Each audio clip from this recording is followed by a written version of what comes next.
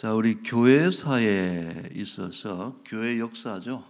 교회 역사에 있어서 가장 중대한 의미가 있는 사건을 우리 꼽는다면은 오순절 성령 강림이 되죠. 당연히 그 외에도 쭉 이렇게 저도 한번 한 5손가락을 꼽아 보니까 교회사에 의미 있는 사건이 뭘까? 이제 오순절 성령 강림, 두 번째로 바울의 회심, 다메섹 도상에서 바울이 인생을 돌이키는 이것이 참 중요하다고 봤어요.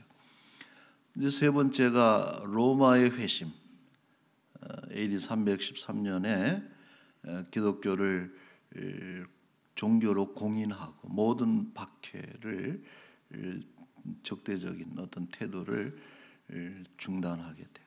그 다음에 또 곧이어서 국교가 되죠. 이것도 교회사의 큰 사건입니다. 그리고 네 번째는 종교개혁. 16세기 칼빈 루터의 종교개혁을 꼽을 수가 있고, 하나를 더 찾으면은 18세기, 19세기 일어났던 교회 부흥운동. 그래서 한 번 더 성령의, 그때는 여러분 미국이든 영국이든 우리나라도 1907년도에 평양 부흥운동이 일어났습니다만은 이때 특징이 뭐냐면은 성령의 집단적 역사예요. 그러니까 한 사람 한 사람이 성령 받고 은혜 받고 이것이 아니고 한 지역에 그냥 하나님의 성령이 부어져서 회중들이 한꺼번에 회심하고 돌이키고 이런 부흥의 역사가 교회사에 있다는 것을 우리가 기억하면서 언제나 이 부흥을 또 열망하는 이런 우리가 돼야 될 것입니다. 자, 이 오순절의 성령 강림이 왜 중요하냐 하면은 이것이 교회의 창립입니다. 교회가 세워진 것이 오순절 성령 강림. 우리가 설립이라는 말과 좀 구분을 해야 되는 것이 창립은 최초의 의미가 있는 것이죠.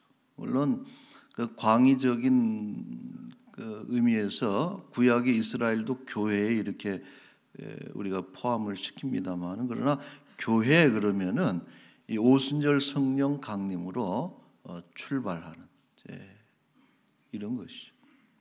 그래서 여러분, 교회는 하나입니다. 우리가 교회론에 있어서 중요한 생각은 교회는 교단이 다양하고 또 지역마다 수많은 교회들이 있지만은 교회는 하나다.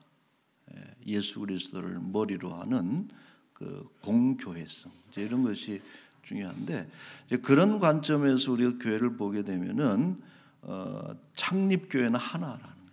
참 창립한 것이고, 그 다음에 이제 교회가 각 지역마다 시대마다 세워지는 것은 설립이라고 우리가 이야기를 하는 것이죠.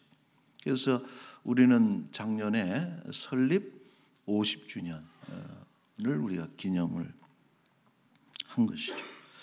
자, 오순절은 말 그대로 50일째 지키는 절기, 오순절.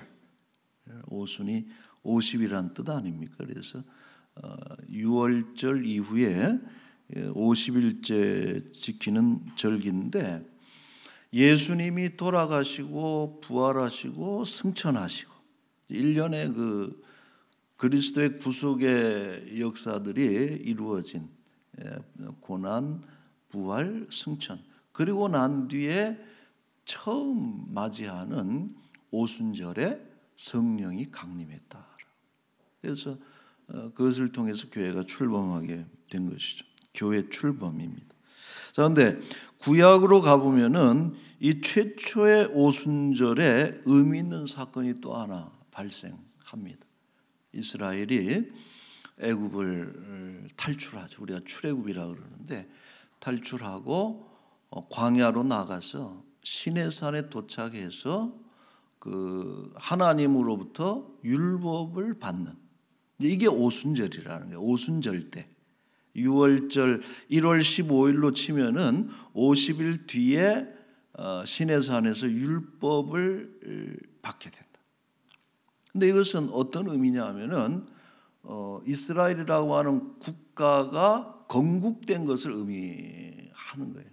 그러니까 들어갈 때는 씨족이 들어가잖아요. 한 70여 명의 야곱의 가족이 들어갔지만은 나올 때는 200만이라고 하는 그런 국가급 규모의 인구가 돼가지고 나왔는데, 이제 시내산에서 율법을 수여함으로써 국가가 되는 이런 의미를 우리가 부여할 수 있습니다. 그래서 도표를 한번 혹시 있으면은 보여주시면은 이렇게 정리할 수 있죠.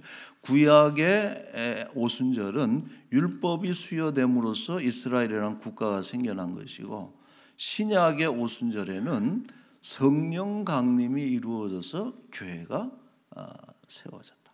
자, 그래서 우리가 여기서 보면은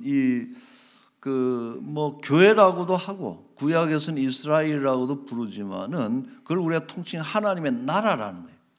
하나님께서 통치하시는 그게 교회고 이스라엘인데, 이 하나님의 나라가 운영이 되는데 또 하나님이 그 나라를 통치하시는 방식이 두 가지가 있다는 거예요. 그게 뭡니까? 하나는 율법이고 하나는 성령이라는 것이. 그래서 우리 하나님의 나라가 설립되고 창설되고 또 경영이 되는 데 있어서 아주 중요한, 없어서는 안 될 요소가 이 말씀과 성령이 되는 것입니다. 자, 이 두 가지는 서로를 보완한다 그랬어요. 홀로 갈 수가 없습니다. 그래서 성령은 말씀을 밝혀주죠. 우리가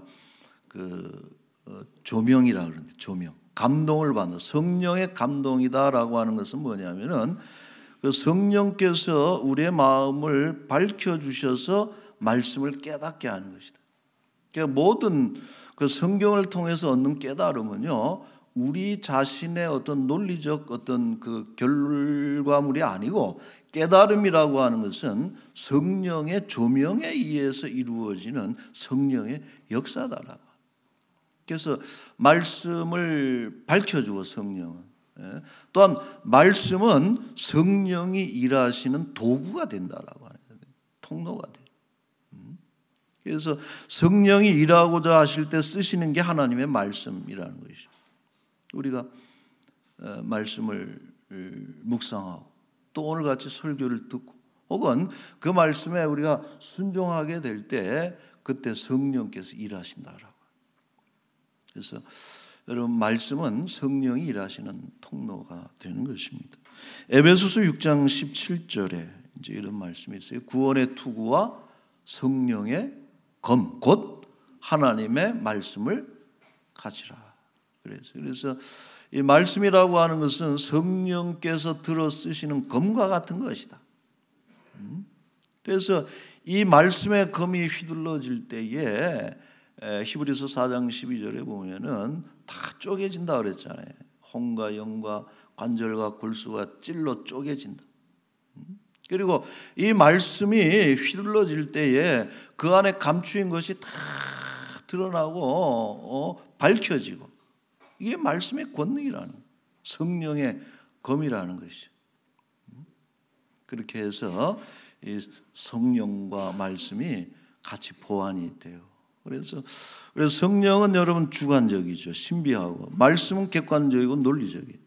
이 성향이 전혀 다르지만 그러나 이것이 잘 조화를 이루어서 성령은 말씀의 근거 위에서 역사하시는 것이고, 또 말씀은 성령으로 인해서 더욱더 강하게 역사하는 것이고, 이런 관계가 있는 것입니다. 그래서 소위 성령 운동을 하신다는 분들이 뭐 직통 계시를 받고 뭔가 하나님한테 받았다 그러는데, 이제 이런 것이 어떤 계시와 하나님 말씀에 의해서 증명되지 않으면은 그건 잘못된 거예요. 위험한 것입니다.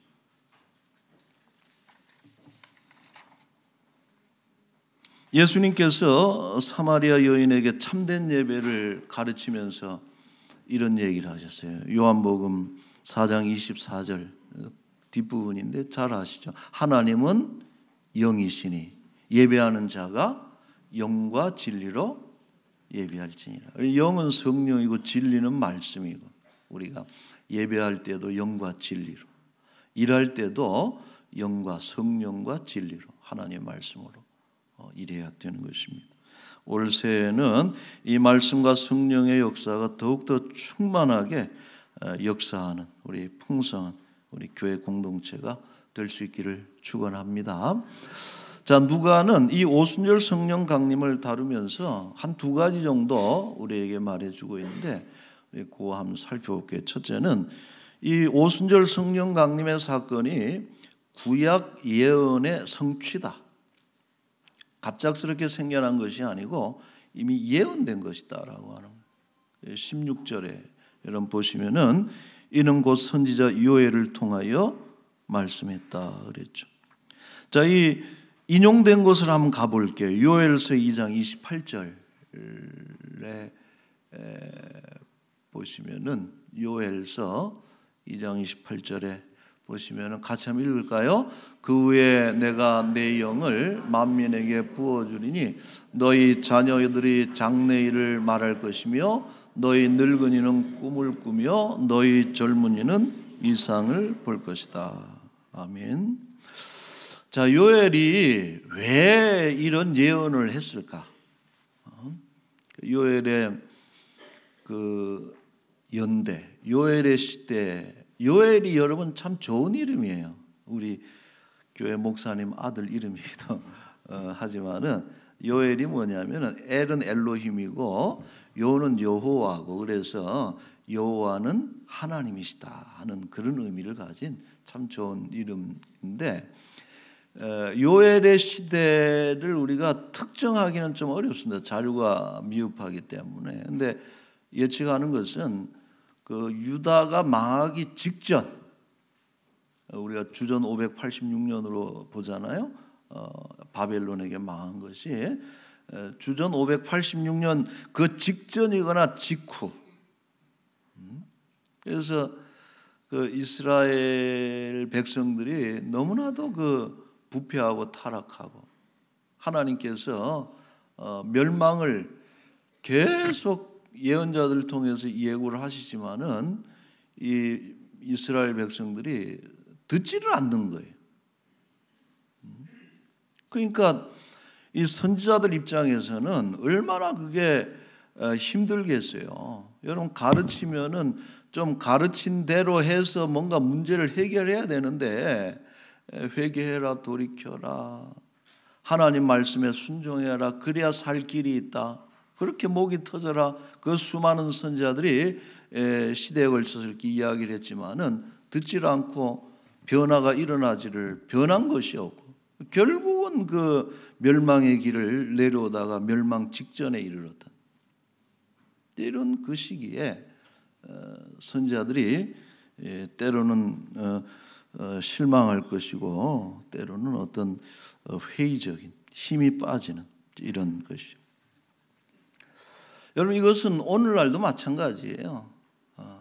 그 목회자들이 말씀을 그렇게 전해도 변하지 않는 어떤 성도들의 모습이라든지, 그리고 부모가 자녀들을 그렇게 가르쳤는데도 애가 변하지 않아. 교육의 현장을 보세요. 지금 대한민국 교육은요, 얼마나 최고의 어떤 시스템 아닙니까? 뭐 말들은 여전히 있지만, 그 가장 좋은 교육 환경 속에 있으면서도 아이들의 심성이 바뀐 것 같지는 않거든. 그러니까 이 교육학자들이 어떤 그 질문을 던지는 거 아니, 근원적인 질문인데, 사람이 교육으로 변할 수 있느냐? 여러분들은 어떻게 생각해요? 교육으로 변합니까? 성경의 관점은 매우 부정적 일하는 것이죠. 우리가 가르치면 어느 정도 개선은 돼요. 혹은 어떤 기능이 세련되어지거나 이런 일부 어떤 발전하는 이런 것은 우리가 볼 수 있지만은 본질적인 변화는 결코 일어나지 않는다. 왜 그렇습니까? 우리 내면의 문제예요. 여전히 우리의 행위를 결정하는 그런 어떤 그 행동의 동기가 되는 어떤 우리 내면 속에 도사리고 있는 모든 욕망들, 이런 것들이 죄의 본성의 뿌리를 받고 있다. 원죄로 인해서 범죄함으로 인해서 우리 속에는 이런 것들이 뿌리 깊이 좋아질 수가 없는 거예요. 교육으로 안 된다는 것이죠.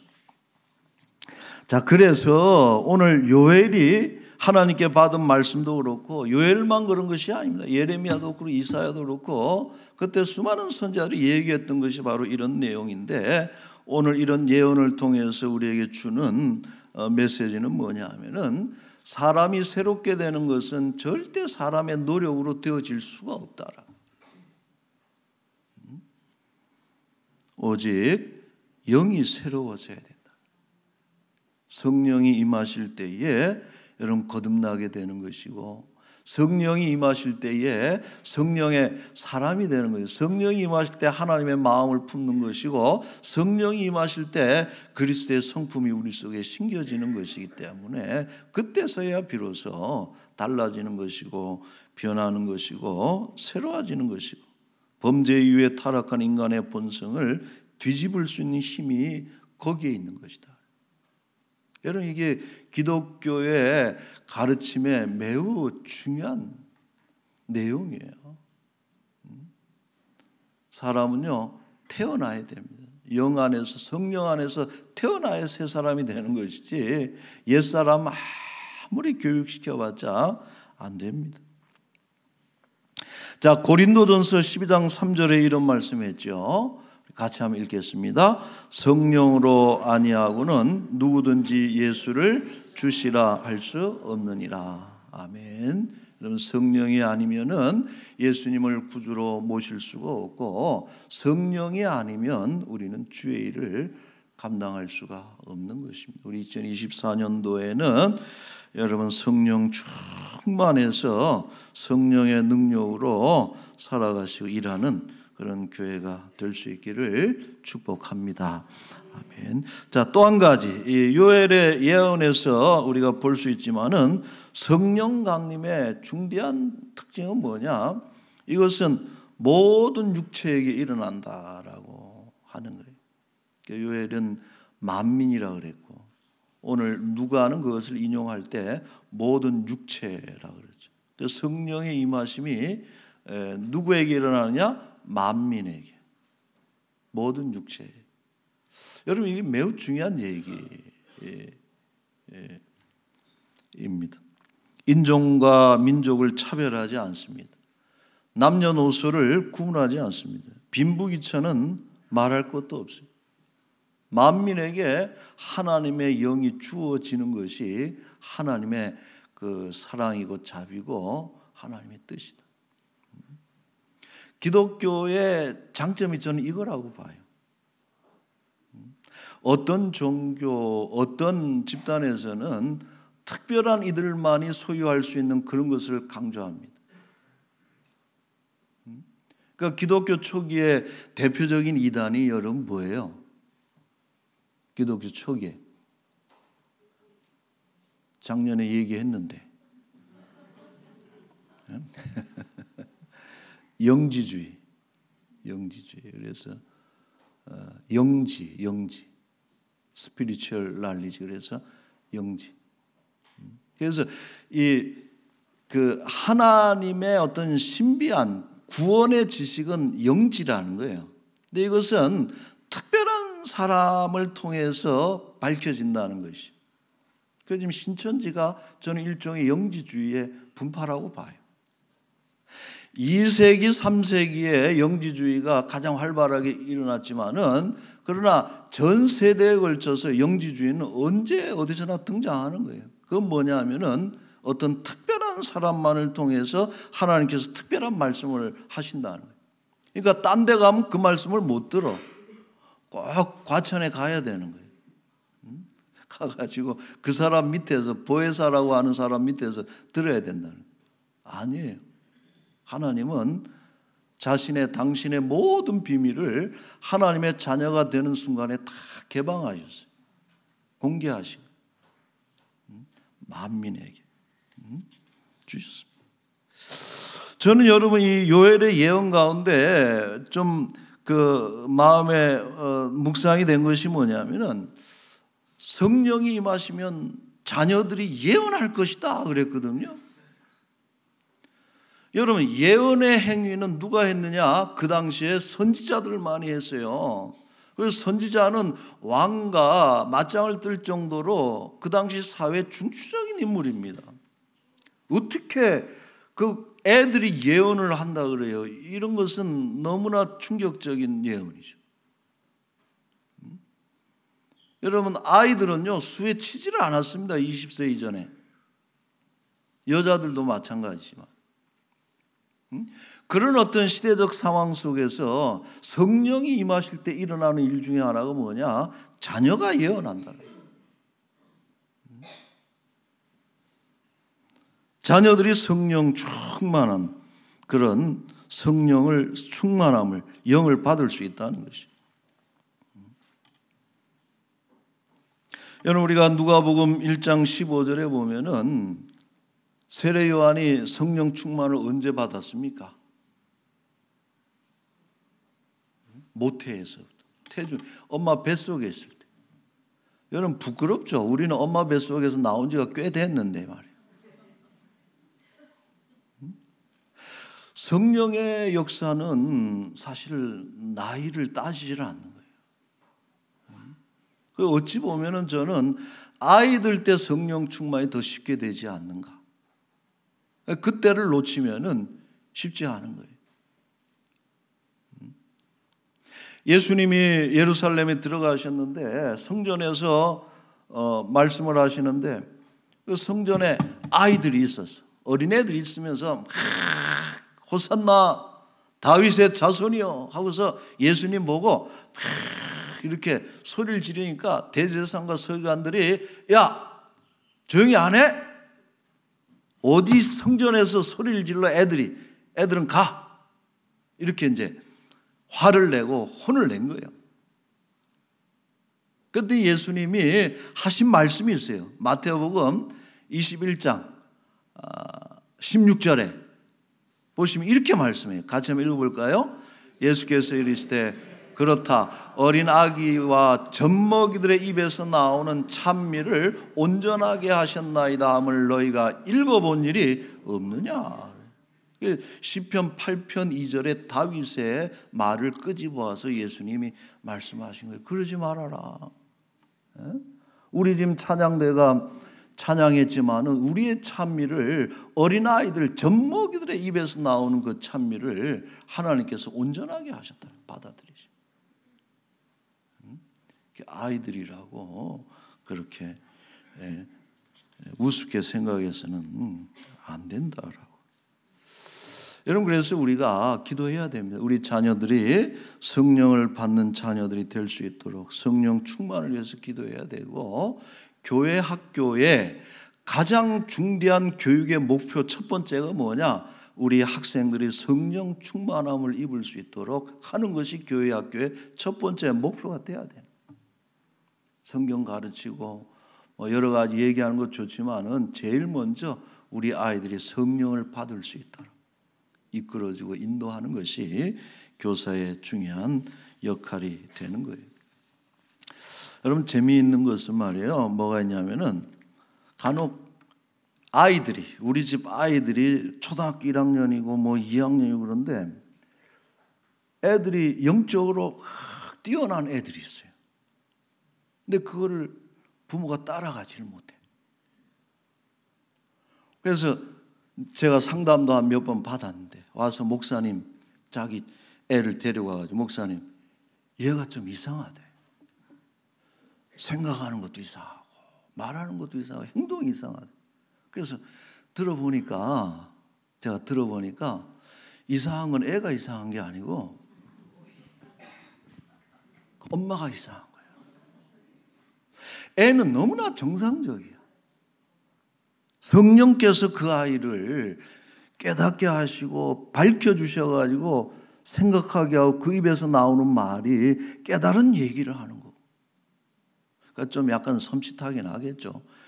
어린애가 이렇게 하나님의 말씀을 이렇게 하니까. 그러니까 근데 부모는 그래 본 적이 없는 거야. 그런 깨달음이 없어서. 그러니까 애가 이상해 보이는 거야. 근데 그거는요, 부모가 이상. 우리가 예수 믿고 성령 안 받은 것이 이상하지. 그래서 우리 자녀들을 통해서 역사하시는 이런 하나님, 아이들을 이끌기 위해서는 부모들도 영적으로 깨어 있어야 돼요.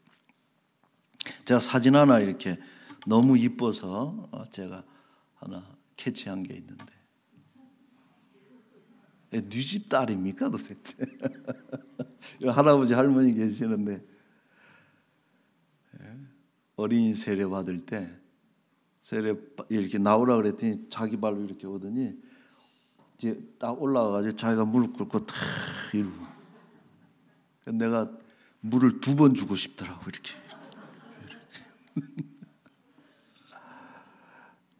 이쁘죠? 아, 딸이 있어야 돼.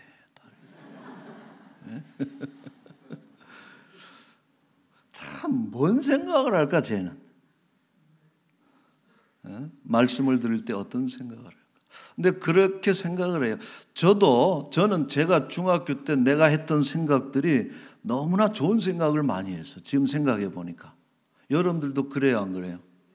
그래요. 근데 우리는 중학교 애들이 뭐 얘기하고 생각했다 그러면 자식아 뭘 그런 얘기는 넌 알지도 못하면서 이러는데 사실 저 때 벌써 그 세계관이 있는 거예요. 지금 저 아이가 저렇게 세례 받으면서 가진 마음이 뭘까? 듣고 싶은 거예요.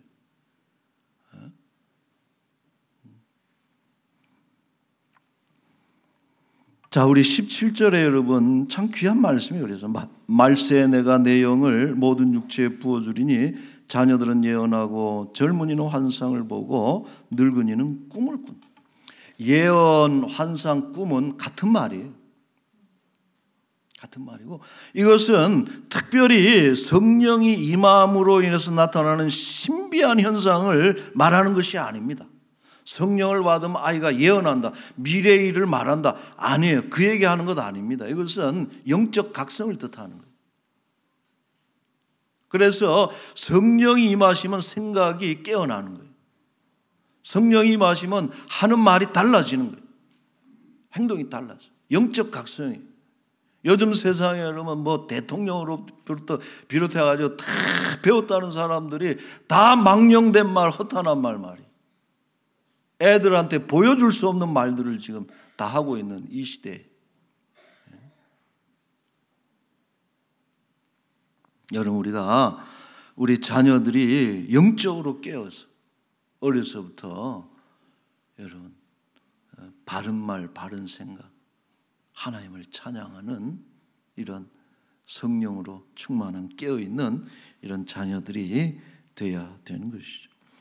자, 결론을 내리겠습니다. 본문을 오늘 제가 선택한 이유는 주제 성구가 사도행전 2장 17절입니다. 올해. 그래서 올해 교회 표도 만들었는데 우리 마지막으로 같이 한번 읽어볼게요. 시작. 가정의 복음화와 올바른 신앙교육으로 다음 세대를 세우는 교회. 그래서 올해는 여러분 교회 교육에 좀 진력하려고 그래요. 네, 여태까지 또 전도, 올해도 뭐 전도는 열심히 또 하겠습니다만은 특별히 다음 세대. 작년에 어느 순간인가 다음 세대를 위해서 하는 기도를 들으면서 너무 좀 마음에 강하게 이 때를 놓치면은 교회가 문을 닫는 것 순식간이다라고. 안 그래도 인구 절벽이니 뭐 그런 얘기 하는데 교회 학교가 문을 닫으면은 교회는 다음이 없는 거예요. 그래서 그런 책임감을 느끼고 또 목표를 잡고 올해는 좀 교육에 힘을 쏟으려고 하는데 여러분 협력하시고 작년 희년의 동력을 가지고 교회 학교 다음 세대를 든든히 세우는 일에 여러분 함께 하시고 무엇보다 우리 자녀들이 성령으로 거듭나고 성령 충만한 우리 자녀들 다음 세대가 될 수 있기를 위해서 기도하고 만들어갈 수 있기를 바랍니다. 자, 기도하겠어요. 거룩하신 하나님 아버지, 우리가 마지막 때에 깨어있는 이들이 되게 하여 주옵소서. 그렇게 배웠어도 할 줄 아는 말이 결국은 국가를 분열시키고 또 때로는 서로에게 상처를 주는 언행을 여야 가릴 것 없이 어른들이 하고 있는 모습을 볼 때 너무나도 안타깝습니다. 아버지, 우리도 그리 되지 않도록 성령으로 충만해서 깨닫는 자들이 되게 하여 주시고 또 하나님 주시는 그 음성을 전달하는 그런 하나님의 말씀으로 세상을 밝히는 교회요 우리의 자녀들이 되게 하여 주옵소서. 아버지, 송구영신 예배 때 많은 기도의 제목을 올렸습니다. 이루어지기를 원하고 올 한 해도 대한민국이 안보, 전쟁의 어두운 그림자가 떠나가게 하시고 하나 안전하게 지켜주시고 각종 재해, 기근, 지진, 또 전쟁, 전염병 등으로 인해서 미래가 불투명한 이때에 더욱더 성령의 충만함을 입어서 마지막 때를 준비하는 교회요 이 나라가 되게 하여 주옵소서. 아버지 하나님, 우리 사랑하는 환우들 연약한 인생의 역경 2024년도에도 여전히 아프고 또 여전히 어려운 일들이 우리 앞에 있을지도 모르겠습니다. 하나님, 어떤 일들이 있든지 간에 먼저 성령으로 무장해서 우리 하나님을 의지하고 신앙의 힘으로 잘 견뎌서 이겨서 승리하는 우리 2024년도 복된 한 해가 되게 하여 주옵소서. 귀한 예물을 주께 드렸습니다. 하나님 기뻐 받으시고 좋은 것으로 풍족하게 부족함 없이 채워 주시옵소서. 다시 한번 우리에게 맡겨진 하나님의 선물들 태중에서부터 성령 충만해서 자라나면서 하나님 성령 받고 성령 충만한 우리 자녀들로 인해서 다음 세대가 복될 수 있도록 은혜를 베풀어 주옵소서. 예수님의 이름으로 기도하옵나이다. 아멘.